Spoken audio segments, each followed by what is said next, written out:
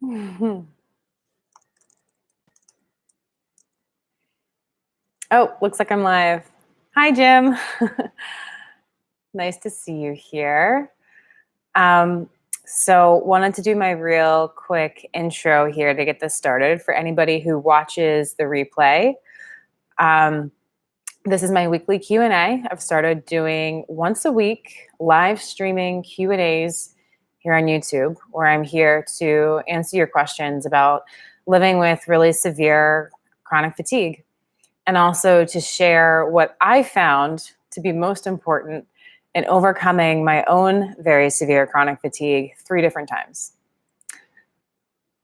So, oh, thank you. So I want to give people a chance to get on and get their questions typed up and put into the chat box, because I am here to answer whatever you guys have. There's really, as long as it's related to living with severe chronic fatigue, any questions go, really. Don't feel like anything is too personal. If you want to ask about me, don't feel like there are any situations too challenging to ask about here. I'm here to talk about what has worked for me in these situations, because I bet I've been in a lot of the same ones that you guys are still currently facing. And that's why I do these live streams, because I just feel called to talk about what worked. Because in my experience, what works is not really what's talked about. I haven't seen hardly anybody talking about the stuff that really works. People tend to be really focused on which treatment plan did you use? What supplements are you on? And while those things are necessary and important, if there was one treatment plan that worked for everybody, we'd know what it is by now, all right? But the exact treatments you need and the exact supplements you need to take are something that are going to be very personal to you, and you're going to have to go on that journey of discovery and healing. And what I've found is that the healing mindset is the one thing that applies to everybody, that helps us find what we need to heal. It's the driving force that helps us heal fastest. And that's why I talk about the healing mindset on here. So anytime you get a question today, just pop it in the chat box and I'll be answering them on a first come, first serve basis. Last week was pretty active, lots of questions, lots of conversation going on. That was awesome. I loved doing that, you guys. So thank you for those of you who were there last week. Let's see. Hi, Lisa. Good to see you. How are your wedding preparations going? It must be so exciting coming up in the fall here. So to get the ball rolling while I'm waiting for questions, I have a little something prepared that I'd like to talk about. This is kind of in the vein of my past videos where I used to come on. Well, I didn't do live streams, first off. I would record something, edit it, post it, where I wanted to talk about something that I thought was important, something I wanted to share. And what that is this week is I want to talk about shame. And I want to talk about how shame is robbing you of your energy, and shame is a contributing factor to keeping you ill. Shame is huge. Shame is such a heavy, isolating emotion. And when we live with really severe chronic fatigue, shame is something that can be not with us just every day, but almost every moment. We can feel shame around not being able to do the things that we used to do. We may feel shame when someone reaches out who we haven't seen in a while and they ask, "How are you? What's up? How are things going?" A normal question, but we don't have a normal answer to that. We feel shame when we tell people what's going on and they respond kind of funny. They respond maybe with some uncertainty, with some doubt, maybe with pity. And we internalize that and start to feel really bad about ourselves and about our situation. Yes, Jim, guilt's another big one. Shame and guilt can be pretty similar. I covered guilt, I don't know, a couple weeks ago, I think it was, 2-3 weeks ago. And since you brought it up, real quick, I'll recap how I think they're different. So to me, guilt serves a purpose. And the purpose that guilt serves when we're feeling bad about not being able to do the things we used to do and to interact with people the way we used to interact, feeling guilty is really a way of reassuring ourselves that we're good people. Okay? And I know maybe that sounds a little crazy, so bear with me. But guilt is us saying, oh man, I feel so bad about not being able to hang out with this person. I feel so bad for not being able to do those things. What we're really doing on the flip side of that messaging is, I care so much about that person. I wish I could be there for them the way I used to. I loved that job. I'm somebody who wants to work. I'm not a lazy person. I'm someone who wants to go out there and contribute to society, okay? Except we get wrapped up in those feelings of guilt. But when we take that guilt and we say, oh, wait, I know what this guilt is doing. I'm reassuring myself that I care and that I want to be active when I can be. And that I really want to be connecting with people again. When we take that flipped script, that's when we can start looking for new possibilities. Say, you know what? I really do care about that person and I miss them. What's something I can do to show that I care today within my energy envelope, within my ability, my limited abilities as somebody with severe chronic fatigue? How can I reach out to that person and let them know I care? Or what can I be doing to feel like I'm bettering my life in some way, even if I can't go out and work? What's something I can do here today? Maybe you can read an article about an industry or a passion you have, something to keep up, something to keep current, you know, for that time when you are ready to go back. All right. So in my opinion, guilt is about wanting to feel like good people, because we are. We just have limitations and disabilities in the way. Whereas shame has a much darker side to it, in my experience. Shame doesn't serve that purpose of reminding us that we're good people.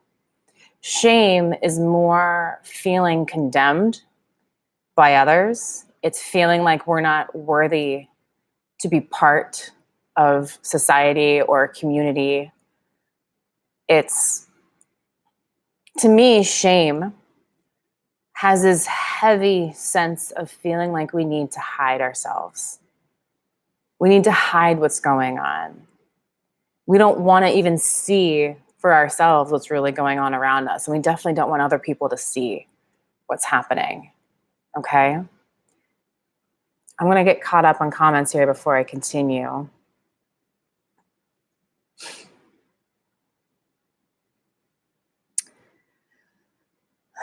Yeah. Oh, wedding plans stalled. Oh, I'm sorry to hear that, Lisa. You're still in the crash. Oh no, now you have a kidney stone too. It's so common to have multiple issues at once, multiple health issues. You like to flip the script. I'm glad to hear that. Yeah, Lisa, I'm sorry it's so slow, but I'm glad to hear you are coming out of it. All right, we've got Sky 5 Air. Hello, welcome. You get the shame part and they don't understand. You feel like you had to push and do more, but it wasn't good enough. And you felt awful, like it was your fault. It's not your fault. I believe you when you say that you pushed too hard and you can't do these things. I know you're telling the truth, all right? And you know you're telling the truth, and that's what matters at this point. Feeling like you were ruining their holiday, that's really heavy. You felt like you had to pretend to be well. And I think, you know, Sky-Fi there, what I'm reading in your little story here about vacation is a mixture of shame and guilt. You felt guilty for ruining their holiday because you care about everyone else's experience. You care so much about the people you were with. You want them to have a great experience, okay? And that's the guilt side of things. Oh man, there's so many tangents I want to hop onto. I'm gonna continue on the guilt shame thing for now, but I want to come back to how to allow other people to have a great time when you're with them and you're really ill, because that's something I've definitely had to deal with as well. So if I don't come back to it, you can remind me, all right? And I'm hearing some shame in your story of feeling like you had to pretend that you had more energy than you did. That's the shame part, where you wanted to hide how bad your fatigue really was. You felt the need to hide that from everybody and to put on this fake face and to really use those reserves up. And gosh, I've been there so many times where ultimately it leads to a crash. You know, you've pushed so hard to try to make everybody else happy that you've left yourself utterly exhausted and worse off than when the vacation started. So I hope maybe that, actually, I'm glad you shared that story. Maybe that will help people understand the difference between guilt, caring about others, and shame, this need to hide. And what I want to say about shame is that shame is a huge energy drain. Every moment we spend feeling shame is a moment we have used way too much energy on bringing ourselves down instead of helping ourselves heal. And shame is a huge energy suck. It just takes and takes from us. It gives nothing back. We end up putting so much energy into feeling so bad about ourselves, and we put so much energy into hiding. The act of hiding is not simple. You know, like Sky 5 Air was on this holiday and she was hiding how bad her fatigue really was by pushing herself way too hard. And we all know what happens when we do that. We crash. We end up harming ourselves. That was a huge energy drain, a huge energy suck to hide how she was really feeling. And to hide from others and put on this fake face of, oh, things are fine, things are great, just taking some downtime or whatever, when really you're mostly like housebound or bedbound, is hard because we don't want to lie to these people, but we don't know how to tell the truth in a way that makes us feel closer and connected to them. So I'm not trying to make you feel bad about feeling shame. It's a completely valid emotion. What I want to do is I want you to be aware of how draining that is and how it's getting in the way of your healing journey big time, okay? And once we understand how shame gets in the way of us healing, that's when we can start to be motivated to learn how to overcome it and get past it and plug up those energy drains. Yeah.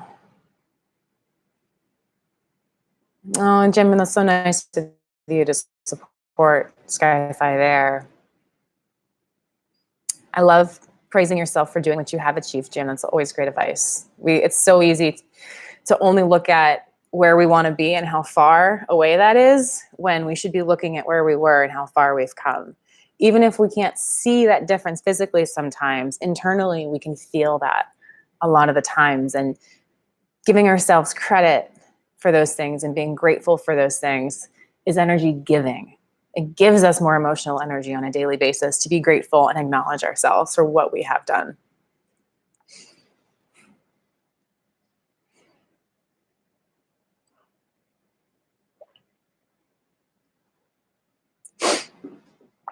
Yeah. So I wanted to come back around to what to do when you are on a vacation, a trip, even just out to dinner with people, and you feel this guilt of everyone's not going to have a good time because I'm going to be holding them back, right?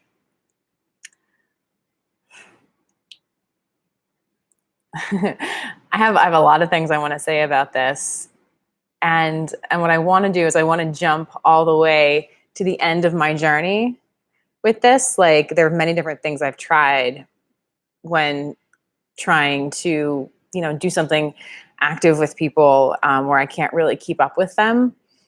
And I'm thinking that by jumping to like my end state, what I learned really works is going to sound really intuitive and it's going to make a lot of sense, but it's going to be really hard. Like, if you're back here, it's going to be really hard to make that jump to approaching vacations a new way, as opposed to like the incremental approach. So I think this is something I need to think through more, what those stages are. And since I don't have those stages clear in my mind, I think I'll just kind of talk about the end state and know that it's a process to get there and to start approaching vacations this way.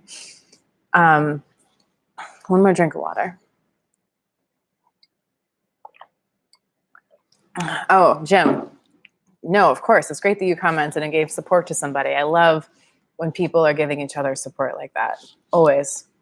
I encourage everybody to do that. Oh, Lisa, you're afraid that your honeymoon will not be fun for your husband.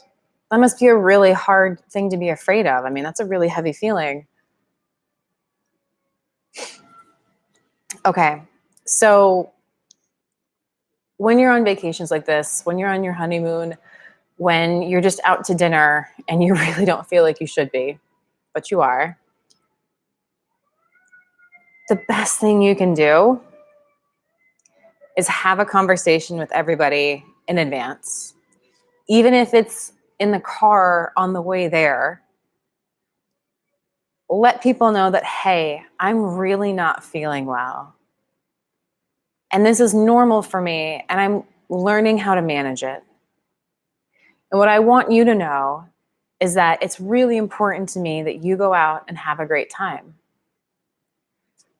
I'm not going to be able to do everything you do. You can say, I'm going to have to leave early. You can say, I'm going to need lots of naps. You can say, I'm going to need to go back to the hotel for half the day and you can stay out. Like whatever that thing is that you are going to need to stay within your energy envelope, tell them you're going to be doing that in advance. What that does is in the moment when you need that, in the moment when you need to go back to the hotel, it's not this big surprise conversation anymore. It's just simply, hey, that thing I told you about, I need to go do that. Peace. Go enjoy yourself, right? So having that conversation in advance, I've found is always the most helpful. People might ask some questions, and as long as you leave some time and space for them to ask you questions and really understand what's going on, it can be really helpful. In my experience, people don't ask too many questions. They just say, are you going to be okay? Is there anything you're going to need me to do for you?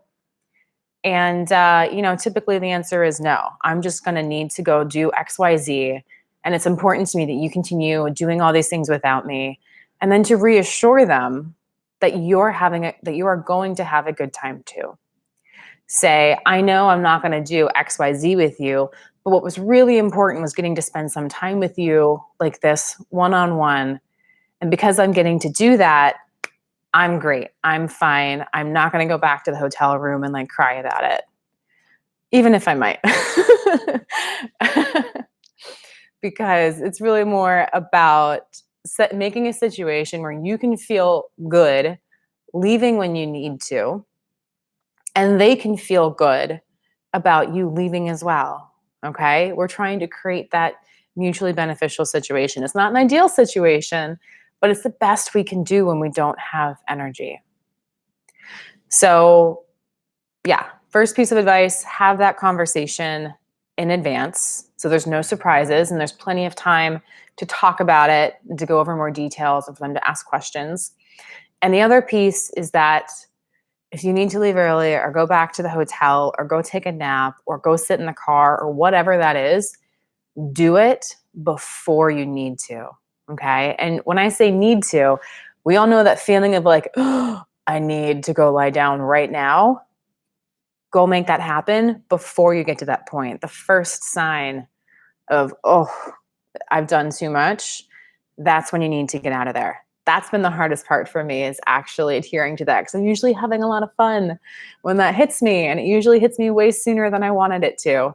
But listening to that and leaving when you have energy a little bit still makes the whole thing so much easier. And I'll tell you why. Because you have energy to get back. You're not in crisis mode yet. Okay? If there's a delay with a car picking you up, or who knows what happens, your key card to the hotel room stops working, or you have a little something to deal with, you have a little bit of energy in the tank to deal with that, which leaves you in a better situation. But also, when the people you're with can see you going off, maybe in a little like, maybe you're not 100%, but they can see you going off with enough energy to care for yourself, they're going to feel better about watching you go than if you can barely walk away. Okay? It's going to be a better situation for both sides the earlier you go take those breaks that you need.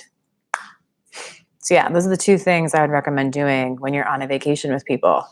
Conversation in advance, and then go take your breaks earlier than you normally would. Let's see. All right, Lisa's gonna go to Florida. Florida's great in the fall and the winter. It's just so much cooler there. Been to a few parts of Florida. You get breathless when you're traveling, but you need to do nothing after traveling or go into a bad crash. I can talk about how to travel better. That's something I can talk about. I made a video about that a while ago. Yeah, okay. Okay, and Jim wanted to know, when flying, how does severe ME affect breathing? Will you need more oxygen? All right. So my experience when flying with it is that I don't need any more oxygen.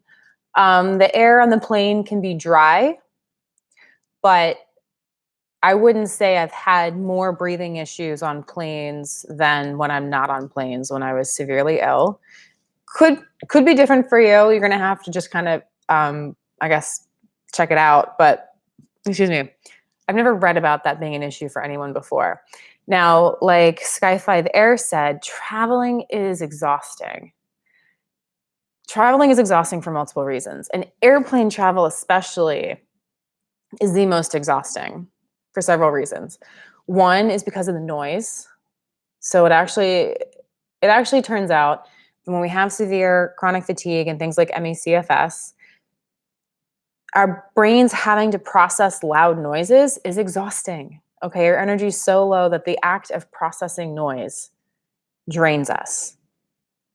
Planes, cars, trains, all of these things are very loud and noisy. We end up in very loud and noisy places often when we're traveling as well. The best thing you can do to mitigate that energy drain is to get noise canceling headphones. They make some really high-end, like Bose noise canceling headphones that are going to give you the quietest ride when you're wearing them. I personally own a pair of $80 noise canceling headphones that I got on Amazon, and they work great. They don't cut out all noise, but it's much, much quieter on a plane when I wear them. And actually, even now that I have my energy back, I still wear my noise canceling headphones on planes because it still helps me retain some of my energy. Like, I still notice I feel better after traveling when I eliminate that loud, constant noise. If you don't want to get the noise canceling headphones, or too expensive, you can get earplugs. The best earplugs I found are not the foam ones. I actually prefer, it's like this clear wax. You can get them at, like, a CVS or a Walgreens or a Rite Aid in the earplug section, and it's like kind of like a dense wax, and you can just mold it over top of the opening of your ear canal. So you're not actually putting anything into your ear. It just creates a seal around that opening. And I think those work pretty well, and they're very inexpensive. Oop, just hit my mic, sorry. So yeah, definitely want to mitigate loud noises when you're traveling. Another reason traveling is exhausting is because temperatures can fluctuate wildly. It can be too hot here, it can be too cold there. So I have found it critical to always travel with lots of layers. Tank top, some kind of pants or a skirt even usually. I find that skirts don't restrict around my stomach. If I am wearing like a fitted pair of pants and the waistband digs into my stomach when I sit down, that can be pretty annoying and sometimes exhausting when I'm ill, when I'm sitting down for long periods of time. So I'd wear very loose, stretchy clothing that really allows your stomach to expand and allows you to breathe very easily. And then also, like I said, like tank tops, sweaters, scarves, jacket if you need it. Just always be prepared with lots of layers of clothing so that you can respond to the temperature of the environment around you when you're traveling. One thing I've talked about in the past is that when we have very severe chronic fatigue, we tend to be very poor at managing our body temperature. I know for me especially, if I was in a situation that was too hot or was too cold, my body didn't just adjust its metabolism or start sweating or anything like that. I would feel severely ill. I would get extremely out of breath. I would get extremely fatigued if I was too hot or too cold. So being able to manually respond to my environment was very, very important for me. So as many layers as you can. Make sure you have even like extra socks and things are going to be super, super helpful on some airplanes. And then another thing about traveling is that I have found on airplanes, at least, the air they pump into the cabins can be very dry. And when it's dry, it can actually be sucking water out of your system while you're sitting on the plane just breathing. So that can be very dehydrating. And I know even for me now when I'm well, if I get dehydrated, I get tired. Okay. So it's super important to avoid getting dehydrated. So you want to have lots of water with you. Always have at least like one big water bottle with you that you can refill as you travel. And the other side of hydration is not just drinking water, but also getting enough electrolytes. So electrolytes are salt and sugar and minerals. And you can get those from eating enough food along with your water, or you can actually buy special electrolyte supplements, pills that you add to your water that help keep you hydrated. And for people with ME/CFS, that can be especially crucial, making sure you're getting enough potassium and magnesium and salt in your diet. So, okay, so for traveling better, I covered noise, I covered temperature changes, I covered dry air. Was there anything else that I covered? Yeah, I think those are all really big. And then, as always, make sure you get really great sleep before and after travel.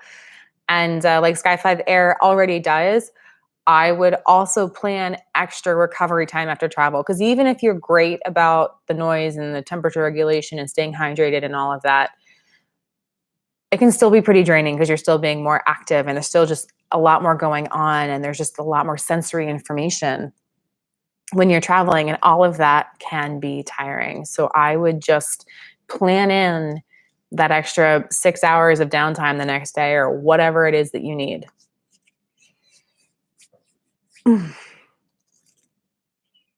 Oh, good. You're trying the clear earplugs.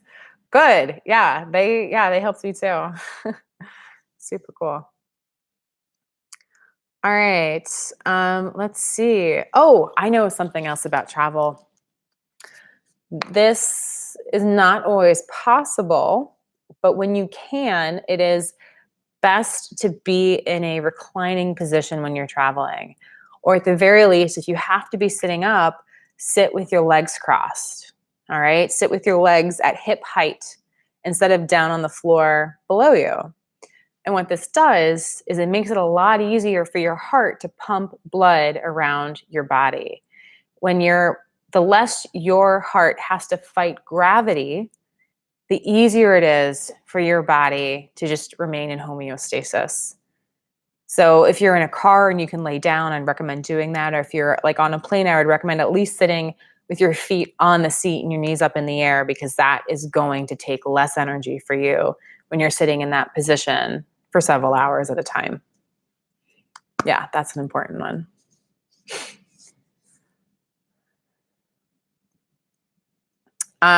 Yeah, if you're able to call ahead, you can usually get a wheelchair. You may need a doctor's note, not always, but if you're seeing some sort of specialist for this, I don't see why they wouldn't write you a note about getting a wheelchair or getting a ride around in one of those electric carts that they have.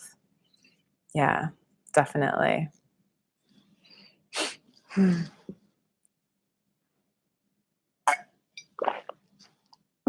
So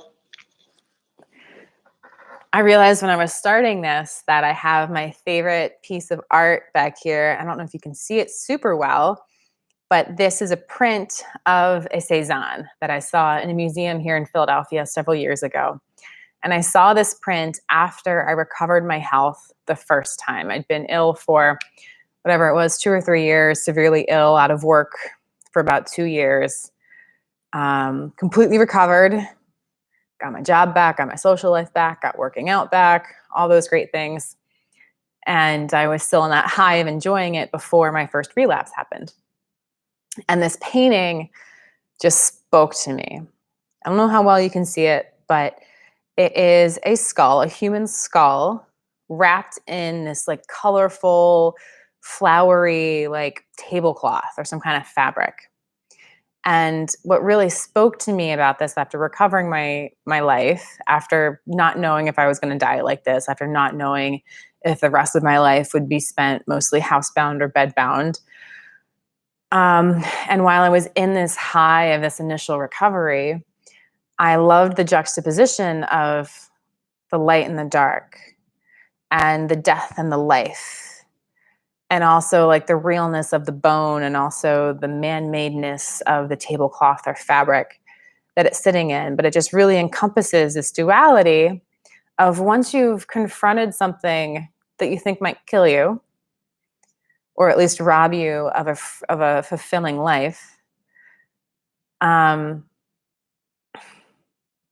once you confront your own mortality and you come out the other side of that, you can still be ill and confront your mortality and come out the other side of that confrontation. It can really change how you look at things. And instead of, I've actually had people look at this and kind of get freaked out. They're like, oh my God, you have a skull. Like, why would you have a skull hanging in your living room? And to me, it's the opposite. It's like this celebration of the life that we have. Like, we all carry these skulls around in us all the time. I have a skull, you have a skull. We just can't see them right now. And it's about accepting that death is a part of things, and you don't have to be afraid of that, because you're choosing to do what you can for yourself to live today. Even if that life has many limitations, you're choosing to continue on, and you're choosing to look for that health journey that's going to get you where you want to be. And even while I'm well, like, do I have everything I want in life? No, I still have things that I'm going after. And from what I've gone through, it gives me a lot more motivation to keep going from where I'm at. So, maybe I don't know if anyone here can share in that joy of embracing the duality of life and death. But yeah, this piece is very meaningful to me because it embodies a lot of what I've learned, having gone through so many illnesses and recoveries. Yeah. Oh, you have a tattoo, Lisa. That's cool. Oh my gosh, Jen, you had cancer. Good for you for getting through that. I have no idea what you went through there. Oh, man, I have a grandmother who went through it, and friends. What doesn't kill you makes you stronger. It's true. Skull tattoo with mind over matter. That's your aim once you're better. Love that. Mind over matter. It's totally in line with the healing mindset, Sky-Fi there. Oh, Lisa, even through suffering, there is beauty. That is so true. That is really deep and profound. I would even say, especially through suffering, there is beauty. If we choose to find it, we have to be looking for it, but it's always there.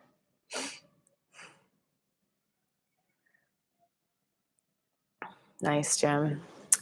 There is also this Japanese art called kintsugi, and I'm just going to paste that into the comments here if you want to Google it. Kintsugi is beautiful because it is the art of taking broken pottery and repairing it. But the beauty of kintsugi is that they find that the repaired pottery is more beautiful than the original. They take and they actually fill it in with gold solder, or, now you can get cheaper knockoffs that look like it's gold solder. But the idea is that the act of being broken and being repaired creates additional beauty that wasn't there and couldn't have been there before. And that's what that embodies for me. And it sounds like that's what your tattoo embodies for you, Lisa, and will embody for you someday, Sky-Fi there. So I love that. Mm.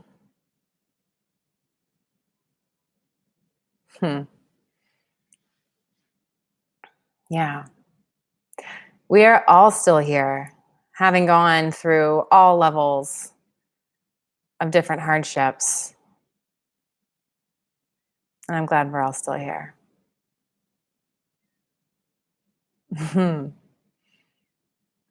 Yeah.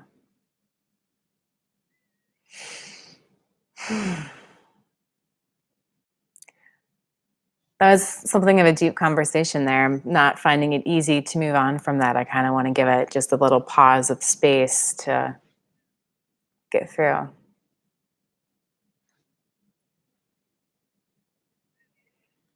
Hmm.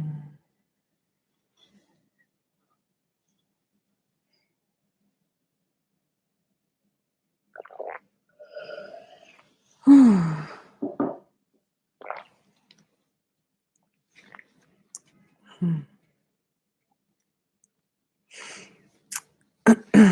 Oh, another bookkeeping note. Oh, I should have done this at the beginning. I forgot. Oh, Sky 5 area, you have a heart condition. It definitely makes everything way more complex. Thanks, Jim.